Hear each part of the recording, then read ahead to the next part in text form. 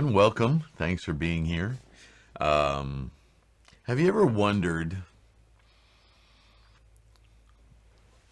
with Buddhist practice, if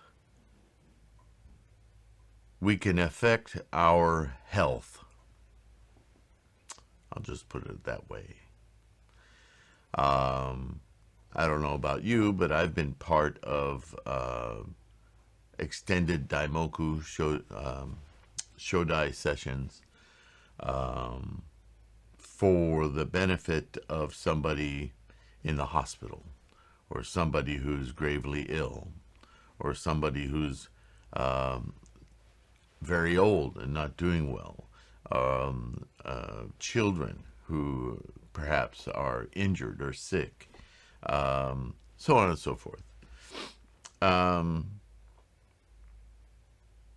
There's a lot of magical thinking in the world. And I say that as a general statement. You can point to certain groups or even religious practices or I'll leave it at that, that really obsess about this magical sort of thinking that if I pray a certain way or chant a certain way or believe in a certain way, do certain rituals, that I will be able to change the outcomes or the state of being of myself or others. And so when we hear this kind of thing in Buddhism, that's what we immediately go to, is this magical incantation, spells kind of thinking, right? So why do I say this? We're about to read a Gosho on curing karmic disease. And so in various ways, this comes up, whether early in your practice of Buddhism or as you read through different sutras and expedient means, these stories. And I want to make clear, before I even begin to read this Gosho, that in Buddhism there's a very different perspective on health. And it's really, if you stay grounded in the principles of Buddhism, why it was created in the first place, why the founder, Shakyamuni, began to search for this answer, and in so doing discovered our Buddha nature. Buddha-ness and Buddha nature is not what he set out to do in the first place. Siddhartha Gautama, before he was Shakyamuni Buddha, was looking for an answer, for a method, for a way to live life fully, but predominantly to somehow negate or mitigate the component of life, our earthly life, that is plagued by discomfort, dis-ease, sickness, trauma, sadness. Why do we have, think very, very basic. For instance, why do we have to cry? Why do we have to experience things in such traumatic fashion, right? This whole malaise that always accompanies life. And we make sayings out of it. Yeah, without suffering, we can't appreciate joy. No pain, no gain. I mean, it's everywhere in our psychology and in our societies, in all sorts of ways. It manifests everywhere. We humans are conflicted, and our conflict creates suffering. And this is what led Shakyamuni, when he began to teach these four noble truths that life is suffering. Just state it.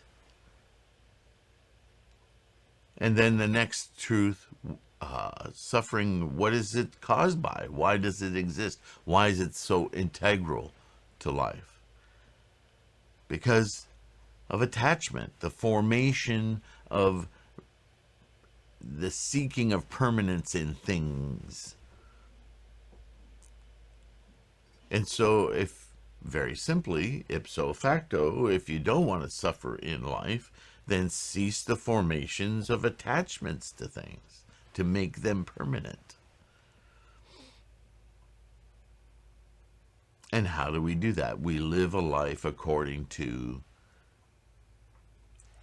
the eightfold path, right? The eight conceptual ways of living that will help mitigate our tendency to attach ourselves to tendencies and conditions to make them permanent in some way. So, certain things precipitate from that as a goal. And one of the things that precipitates from that is the original thing, is that Siddhartha noticed sickness. A bodily attack, if you will, on our state of joy, our state of bliss, of life, of precious life experience, right? So, if you accept those fundamental premises, then it follows that if your body falls into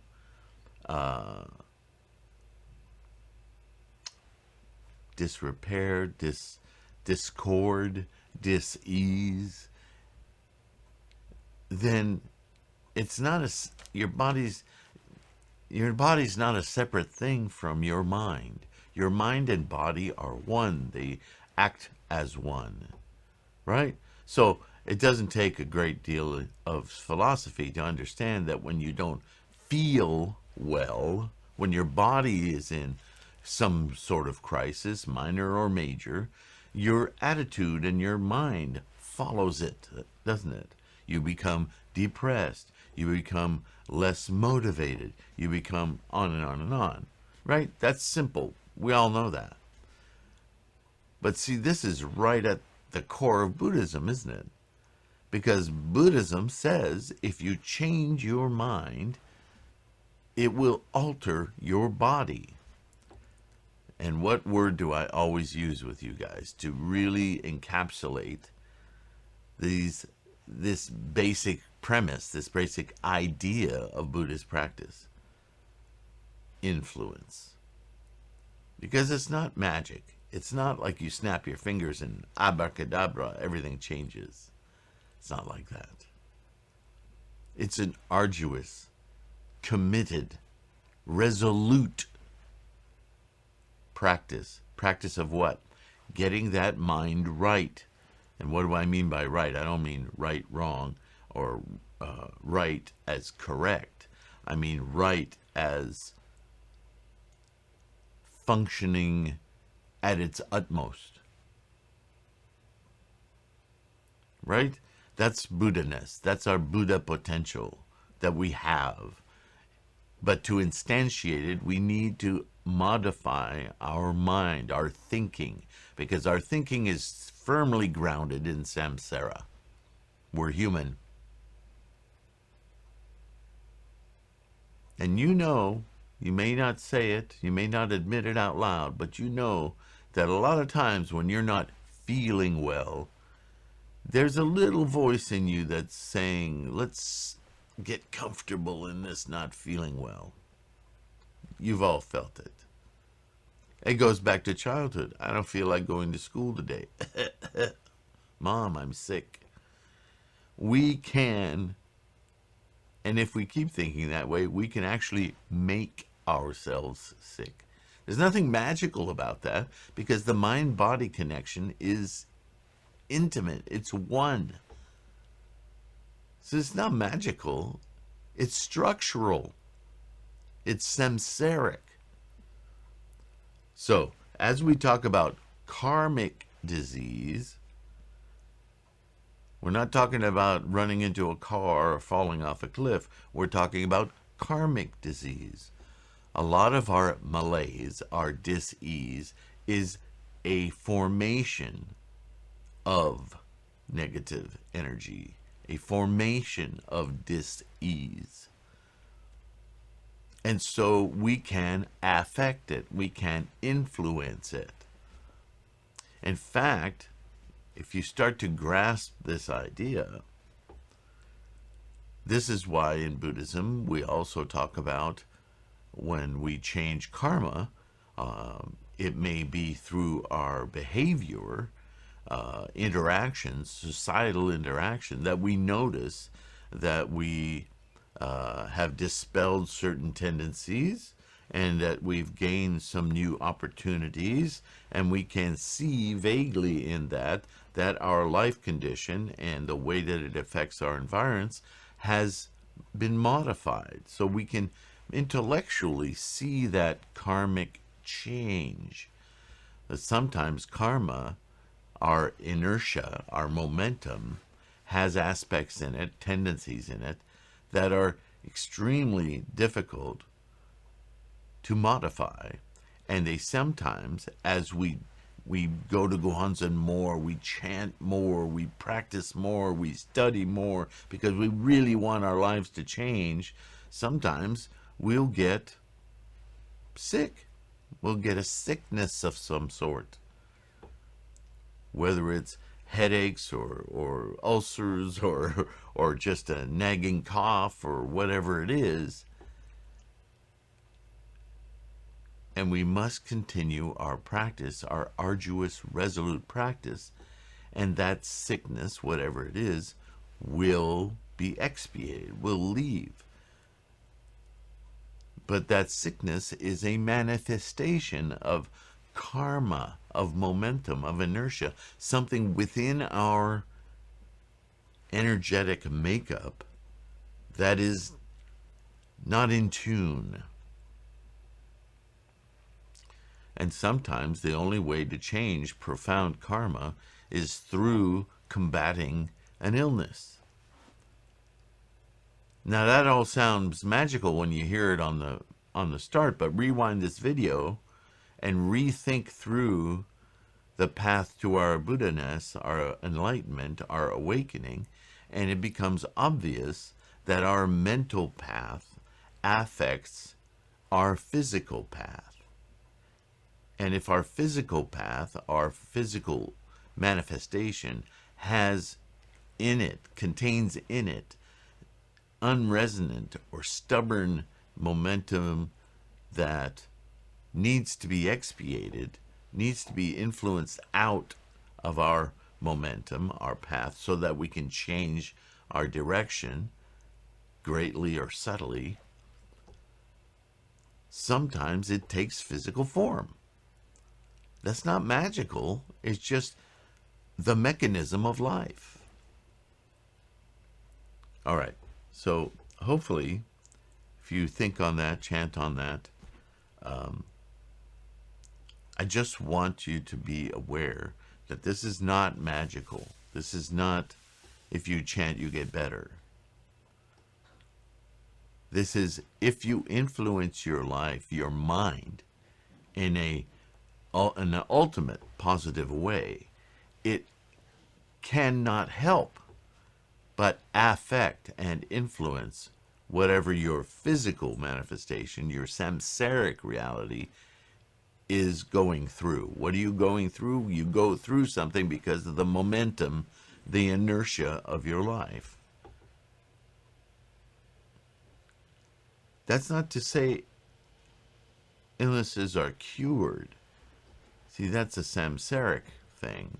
That's a doctor will give you medications to influence your body, but that doesn't influence your mind. The cause, the root cause of this in your life is far more profound than some chemical agent that can help to mitigate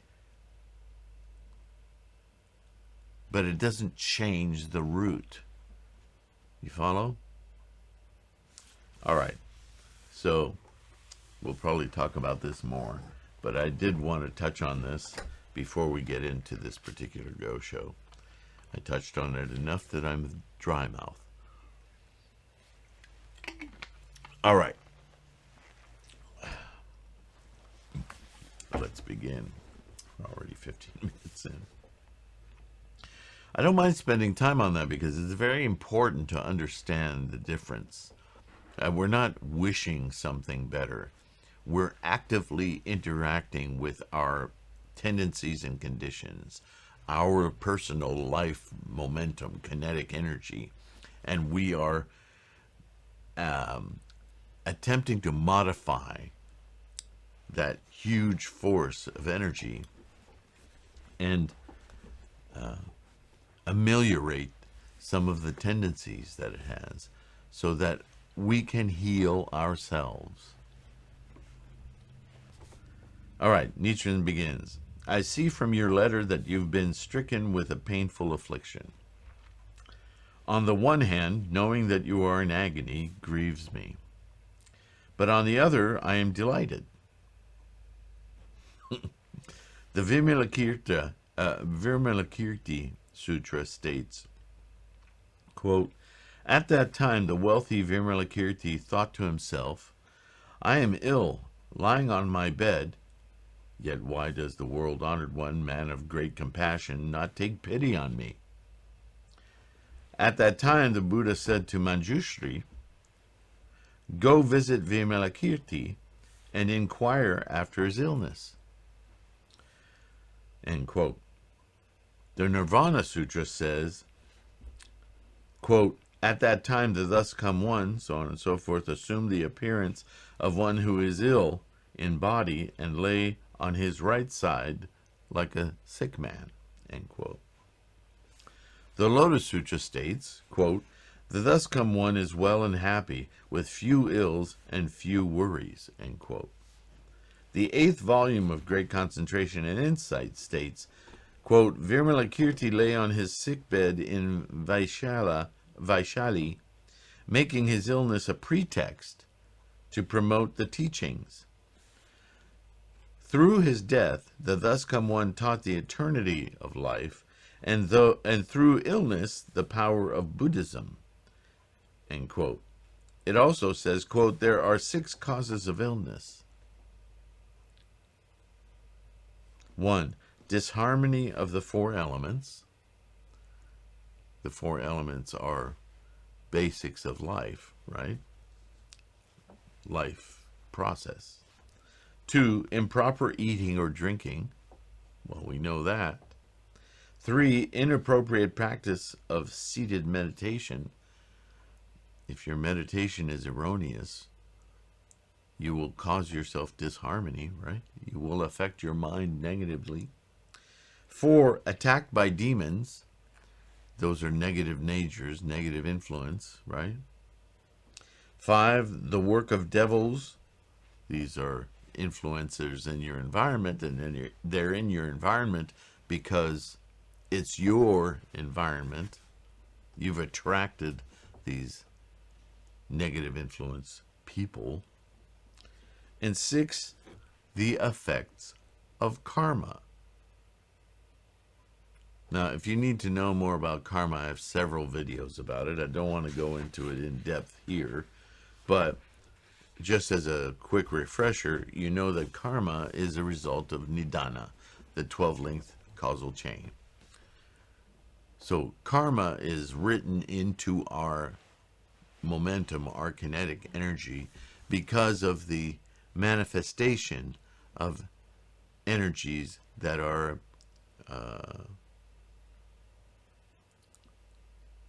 combining and recognizing one another, creating, in other words, momentums, and those momentums are either life affirming or life unaffirming or undecided. They vary in their tendencies depending on the conditions they are in. Anyone who studies biology, chemistry, or physics understands that equation, right? Water is very life-giving unless the condition is under or less than the right temperature where it freezes. It becomes useful in other ways, but it becomes far less useful if the water content in our body freezes. Life struggles to continue, doesn't it? Or if the water in our bodies boils, we're in trouble. So the conditions of certain tendencies matter a great deal. Sometimes those tendencies are life affirming. In certain conditions, they are not. Follow? The Nirvana Sutra reads, quote, "There are 3 types of people whose illness is extremely difficult to cure.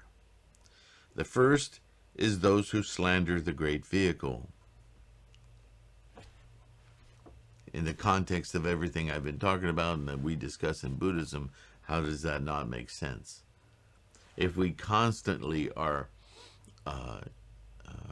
influencing ourselves in a negative way, will we not manifest negative conditions where all sorts of tendencies that we have, which normally could be life affirming, in the conditions of negativity become life unaffirming? Right? The second, those who commit the 5 cardinal sins, things like murder,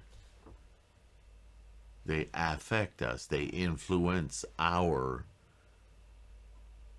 valuations of life. I mean, that's not magical. And the third, ichantikas, or persons of incorrigible disbelief.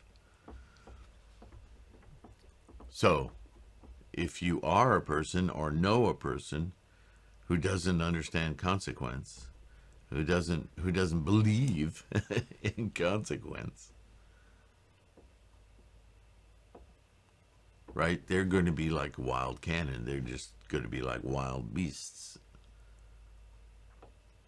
They won't understand restraint.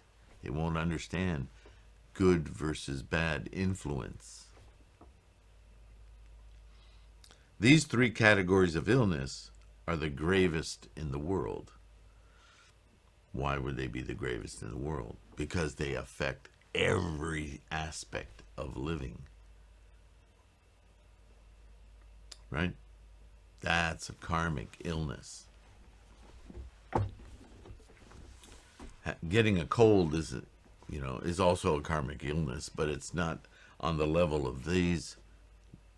These are on the level of mental function, right? Entire character, psychology, way of life kind of thinking. Those are grave. Temporary illnesses are a reminder.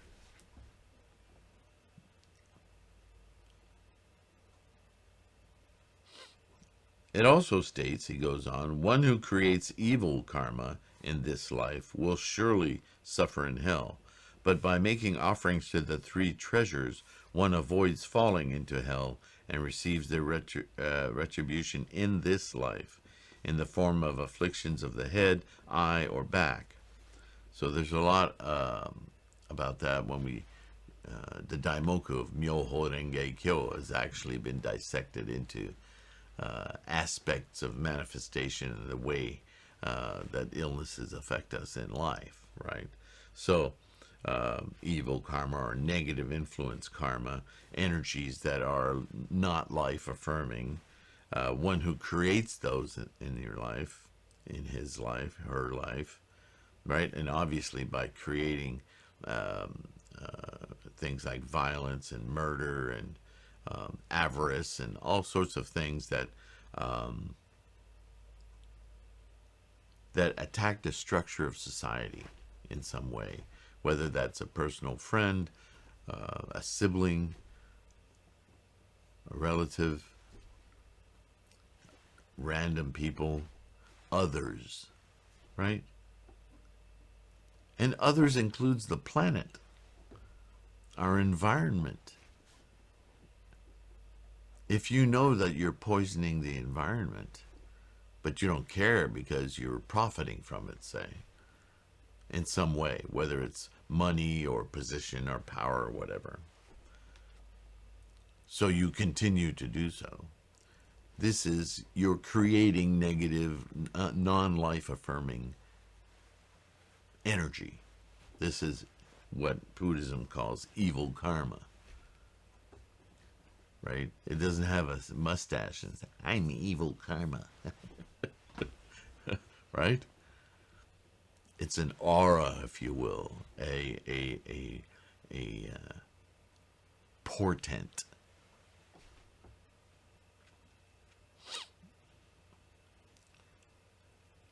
But by making offerings to the three treasures, one avoids falling into hell. Again, I've talked about falling into hell.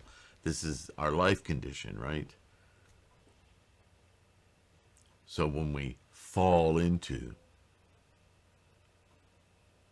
a bad mental condition, a bad mental space, so far as it can also affect our bodies, because our mind body is one, right? We can make ourselves very ill if we continue to make unlife affirming energy, karma, right? Cause effect. You hear it all the time.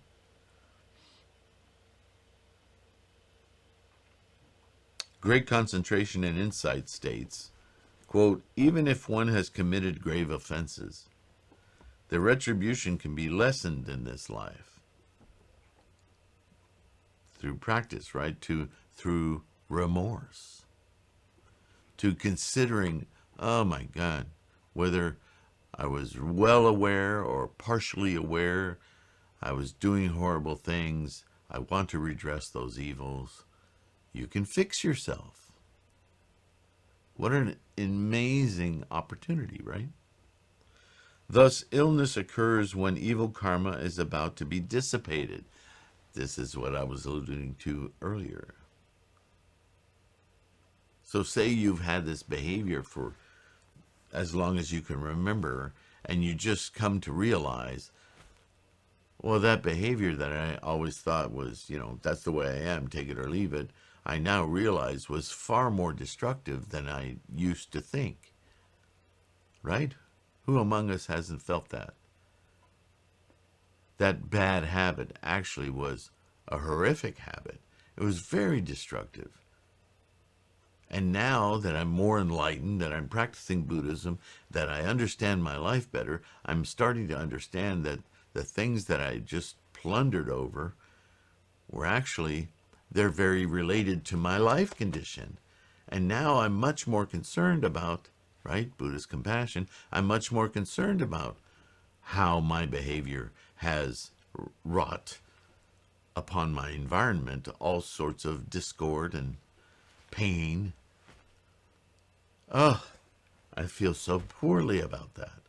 I feel so responsible. Well, yeah, you are responsible. But what are you going to do about it? How are you going to fix it? Buddhism says all you need do is refocus your life on your Buddha nature, Bodhisattva way,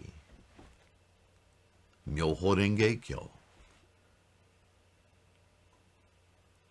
You won't fix everything that you did. What you'll fix is your tendencies toward that, your karma. You will redress that karma so that you will re-influence it away from its negativity and actually pull it toward, move the needle, if you will, toward life affirmation. Find a way to make it life-giving. Because the past is gone. The past is gone. But the motivations and the tendencies, the energies that produce those behaviors and results in the past still exist in the here and now and will affect the future, right? I remember hearing many years ago, if you don't like the situation you find yourself in today, all you need do is look at what got you here, your behaviors that got you here.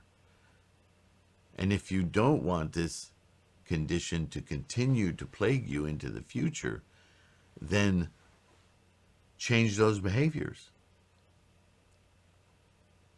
That's all this is saying, right? In his treatise on the great perfection of wisdom, Bodhisattva Nagarjuna says, quote, question, ... answer, if that is so, then none of the sutras from the flower garland to the wisdom sutras is a secret teaching. But the Lotus Sutra is secret. The Lotus Sutra is like a great physician who can change poison into medicine, end quote. Right? You've heard this before, too. That's what this means. Changing poison into medicine is changing the tendencies in one's own life once one awakens to those tendencies. Because without Buddhism, humans just plod along doing the same thing they always do and asking themselves, why is this happening to me? Why is this always happening to me? It's just circular. I always meet people like this. I always end up in this situation. Well, there's a reason for that. And by practicing Buddhism, that reason becomes available for you to see, because your mind is expanded to be able to witness, oh, that's where this comes from. Oh, I'm about to do that same thing again. Oh, here it is. But observing it isn't good enough. Being able to observe it is phenomenal, but only if it awakens you to change, to affecting it, to influencing it away from those tendencies. It being your karma, your momentum, your kinetic life. Follow? Tendai explained the quotation further, saying, quote, this can be likened to a skilled physician who can change poison into medicine, that persons of the two vehicles were given the prophecy of their enlightenment in this sutra means that it can change poison into medicine, change their path. This is what great perfection of wisdom means when it says, quote, the various sutras are not secret teachings, only the Lotus Sutra is secret. Secret why? Secret because it's not obvious to you, the practitioner of Buddhism. Great concentration and insight says, quote, the Lotus Sutra can cure them illnesses, which is why it is called Myo, or wonderful. Miao Lo says, because it can cure what is thought to be incurable, it is called Myo, or wonderful. There we are at the top of the Daimoku, Myo. This is where we're working now. The mind and its attendant physical expression. The body human, the body earth, the body flora and fauna, the body biological, the body chemical, the body physical of the mind. The mind drives.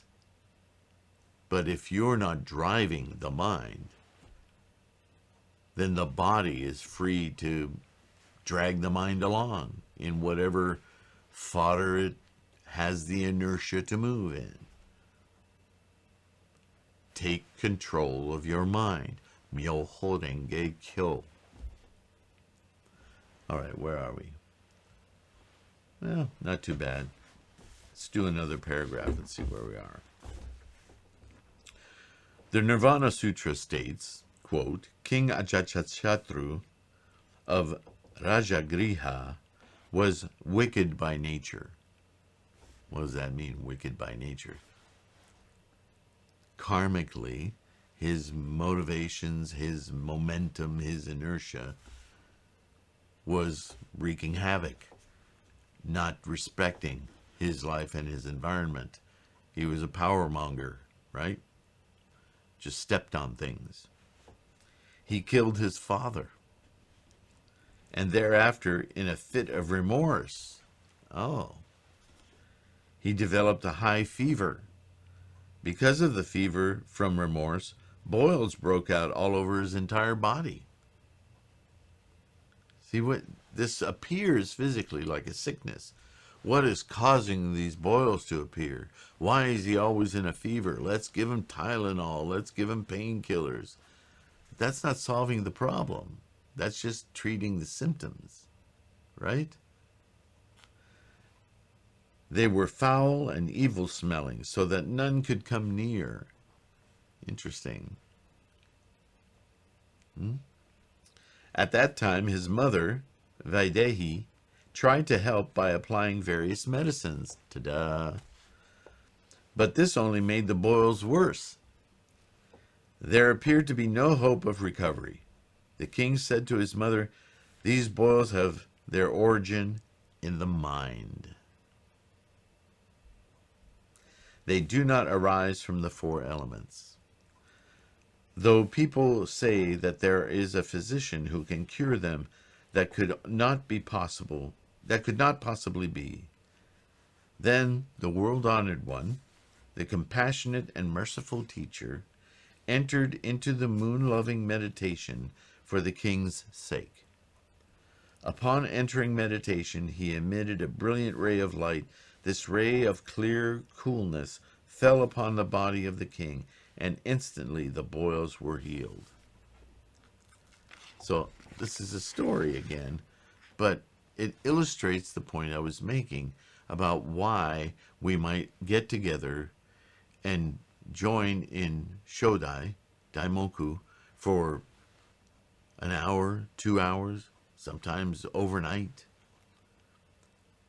with great will to change whatever karmic tendencies exist within our own lives, as well as the life that we're addressing, to change their karmic reality, their mind, to heal their tendencies so that they might change that karmic inertia, affect it, influence it in a positive, life-affirming way. The Lotus Sutra of the Wonderful Law, which is the great wisdom of equality, says in its 7th volume, quote, "This sutra provides good medicine for the ills of the people of Jambudvipa. If a person who has an illness is able to hear this sutra, then his illness will be wiped out, and he will know neither old age nor death," end quote. So that doesn't mean you're going to live forever.